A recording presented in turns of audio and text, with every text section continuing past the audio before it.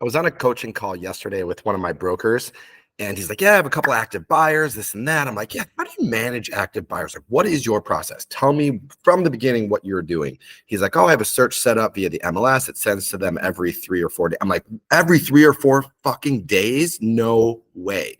You need to be setting this up real time, at least 6 times a day, sending them search results that are in their criteria, maybe slightly out of their criteria. If you don't want to include private listings, that's fine, but you as a broker need to go in and have that same search set up as a private listing query that sends to you, so you can reach out to that buyer and be like, "Hey, I don't know if you know this, but 123 Main Street popped up. It's on the private network. I think it meets your criteria." Send that to them. You guys have to add value as a buyer's agent.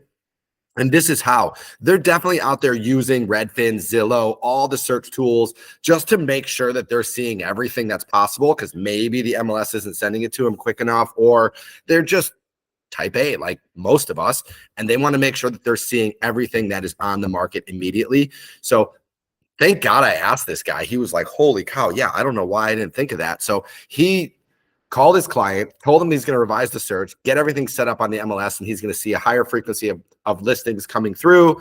And he's going to call him and or email him with updates on the private market. So these are things that you guys have to do as buyer's agents to make sure you are on top of your clients. If they go idle and they're not seeing things, that's a bad thing. It's Here's an analogy. It's kind of like dating. If you're not dating, if you're not on the app, you're not going to date, right? Same thing with seeing property. If you're not out seeing property, you're not going to buy anything. If they're not buying anything, you're not doing your job and you're not getting paid. So make sure your clients are actively searching, actively on the street looking for properties. And even if it's not perfect, get them in the door. Be like, "Hey, we should just keep the momentum. Let's see this. It might surprise us." Get them out on the street. Make sure you're showing them everything that's humanly possible on the market, and maybe stretch their boundaries a little. Do your job, guys.